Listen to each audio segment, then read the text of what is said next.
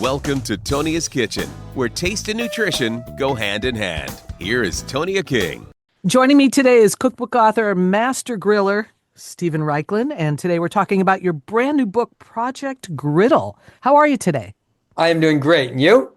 Pretty good. We're coming into that time of year where people really get excited about firing up the grill. But this book talks about the griddle. Is it like a whole new trend, these flat top griddles? It is a big boom, a big trend in outdoor cooking. I'd say it's the hottest thing in outdoor cooking. But I want to hasten to assure your listeners that I have not abandoned the grill, and I see the griddle and the grill as complementary, right? There's certain things that are fabulous on a grill, steak, shish kebab, etc. Certain things you can't cook on a grill. You can't cook pancakes on a grill. You can't cook sunny side up eggs or hash browns. It's very difficult to cook delicate fish like flounder or sole on a grill, but on a griddle, they're fantastic. Did you have some hesitation at first before you started, really getting into the griddle? Well, I did, of course. And, my wife was not happy about it. But, my introduction to the griddle actually happened through a grill. So, those super well marbled, fatty, luscious A5 Japanese Wagyu steaks. I mean, Yes. they look like white lace laid over a red tablecloth. That's how well marbled they are. Anyway, if you cook those on a conventional grill, the melting fat will just set everything on fire. So I took a cue from Japan, where I was born, by the way, and I cooked the steak on a super hot griddle. Well, the outside came out crusty, the inside was melting, tender, luscious. And that was like the aha moment for me. Wait a minute, there's something to this griddling business. And then the next thing I did is I put a portable griddle on my charcoal kettle grill. And I put wood chips, on the coals like I do to smoke. And I smoke griddled shrimp.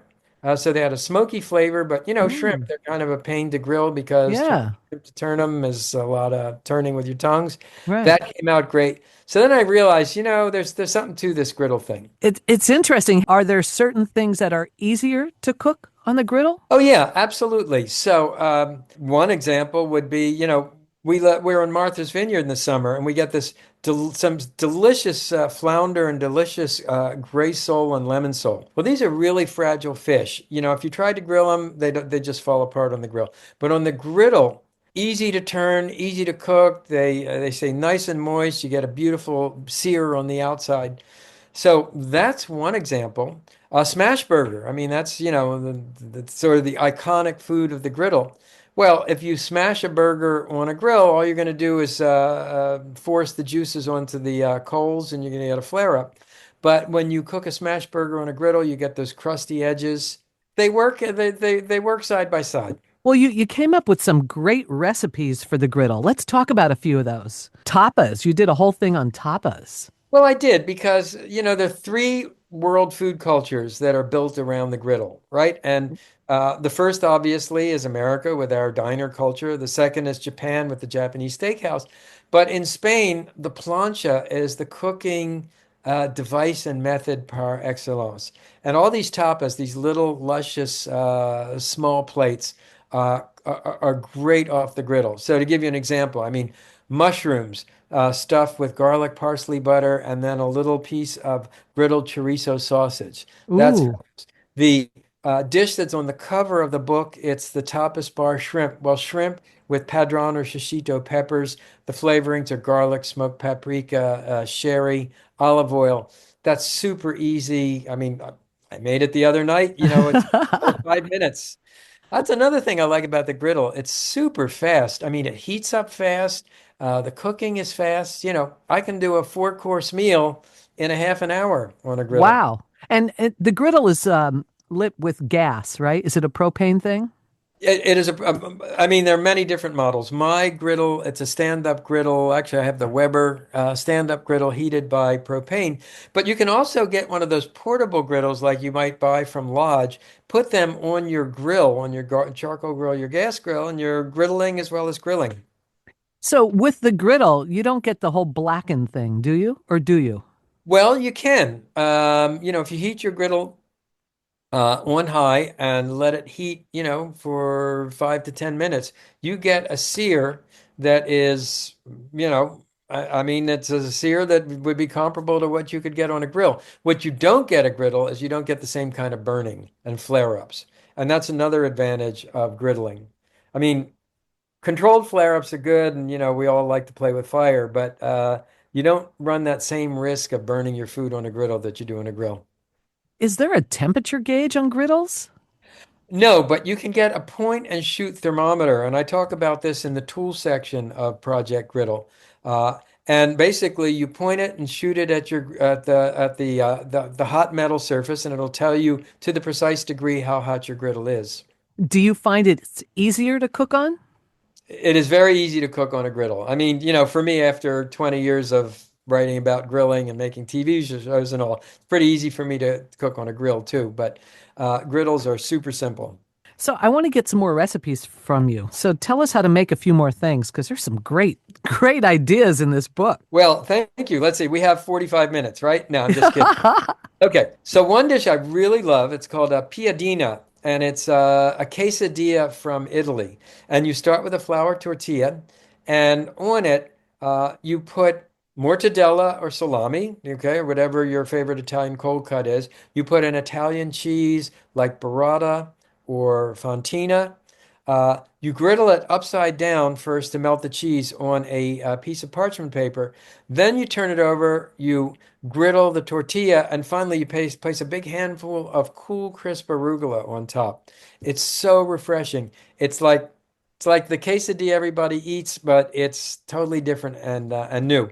Another dish I really love is a dessert. It's called peppered pineapple. You take a pineapple slice, you brush it with melted butter and dip it in granulated sugar that's been flavored with freshly ground black pepper. And that little black specks look great. The smoky heat from the pepper with the griddled pineapple, it gets caramelized and crusty on the outside. And finally, I like to serve that with mezcal flavored whipped cream. So Wow, that's that is interesting. Because yeah. why? What made you think about pepper with pineapples? Some people in paradise when they sleep, I dream of dishes. No, honestly, I keep a notebook by the side of my bed, and this just came to me in the middle of the night. I wrote it down. I tried it the next day, and it was fabulous. Wow, that sounds really interesting. Never would have thought of combining those two. So I always say there's no such thing as a mistake in the kitchen, just a new dish waiting to be discovered. That's so true. Let's do another one, Stephen. Oh boy, another dish. Okay, I'll do a breakfast because a lot of people use their griddles for breakfast. So I make something called dirty eggs. And a dirty egg, the way you start is you chop up fresh herbs like tarragon, chives, scallion greens, can be basil, uh, garlic. And you chop them up really fine, and you melt a circle of butter on your griddle. You put those herbs on the griddle, and then you crack an egg on top. So you're frying an egg on these herbs which become crusty and browned. And then they fry under your egg. Then you turn the egg over and you serve it. And it kind of looks like a dirty egg because it has all these little specks in it. But the specks are really fresh herbs. It's a spectacular way to cook to cook eggs. You're like an artist. Ah, You're thank just you. like that's what's so much fun about developing recipes, right? Is that you come up with some interesting combinations and sometimes they work and sometimes they don't, right? Well, hopefully in the book I've given you only the ones that work, not the ones that don't. Well, they all look really great, especially these crab cakes. Wow, tell me about crab cakes. Well, I'm a Baltimore boy. I grew up in Baltimore, so I mean the griddle's a perfect way to cook a crab cake. And let me tell you what you will not find in a Reichland crab cake. You will not find bell peppers. You will not find garlic. You will not find Oh, onion, chopped onion. All you'll find is crab with a little mayonnaise and mustard to hold it together and Old Bay seasoning, because that is the proper way to make a Baltimore crab cake. that is interesting because sometimes people just overdo it with that Oh, other yeah. stuff, right? Yep, yep, yep. Absolutely. My goodness, we're talking with Steven Raichlen, the brand new book, Project Griddle. So you're still firing up the regular grill, though, I assume. And absolutely. I'm in my office and I'm looking out at my backyard. I see a griddle to my right, a gas grill straight ahead of me. I've got a Argentinian style wood burner off to the left, wood burning oven, kettle grill. Yeah, I'm still a griller guy. That's great because there's so many varieties of things that you could do on the grill now compared to the griddle. Did you just decide to do the griddle book just because of how popular these things have become? Well, it was a twofold process. So one, someone sent me one of those A5 Wagyu steaks from Japan. You know, the ones that are about 50% fat and they're just amazing and expensive. And if you tried to cook an A5 Wagyu on a conventional grill, the melting fat would set everything on fire. So I did as people do in Japan, and that is I cooked them on a griddle. And the steaks came out crusty on the outside, luscious, melting tender on the inside, no flame, no flare up. They were fabulous. And that was like the light bulb moment. And I thought, well, wait a minute, what else can I cook on a griddle? So shrimp is another thing that, on the grill, sometimes they dry out or, so, they're small. I did those on a griddle, and I had a portable griddle that I put on my kettle grill, and I built a, charcoal fire, and I put wood chunks on the coals, put the shrimp on the griddle. So what happened was that I was smoke griddling is the technique I call it. The shrimp were smoked, they were griddled, they were seared, they were easy to cook. And that was the other light bulb moment. And then, of course, it didn't hurt that the year I started the book, Weber and Traeger came out with these big stand-up outdoor griddles. So I knew that there was a trend to be, I wanted to stay ahead of that trend. Well, Wagyu, I mean, for those of your listeners who may not be familiar with it, it's a Japanese breed of cattle that has the property that it has a lot of intermuscular fat. So it's like super well marbled. Some of these things, you look at them and it looks like a piece of white lace laid over a red tablecloth, really, really luscious. In my opinion, they're better cooked on a griddle than a grill. Interesting. That's something to try out. How do we find you on social media? Okay, Steven Raichlen, StevenRaichlen, Instagram, Facebook are my two primaries. We also have TikTok. And then my website is barbecuebible.com, BARBECUE, Obviously, with Barbecue Bible, we're doing a lot of grilling, a lot of smoking, but in the last year, we've also been doing a lot of griddling on the website. So sign up for my Up and Smoke newsletter, by the way. It's free, bi-weekly newsletter. This week, actually, you can see a picture of me and my mom. When I was growing up, my mom was the family grill master. Ooh.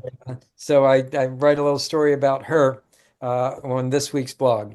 That's great. Yeah. Yeah, we'll definitely check it out. It's always a pleasure to chat with you. Good luck on the new book, Project Thank you. Griddle. Yeah. Thanks so much. It's a pleasure to speak to you too. And thank you so much. I do appreciate it. Thanks for tuning in. We hope you'll subscribe to this podcast as we continue to take you around the world of food and wine on Tonia's Kitchen.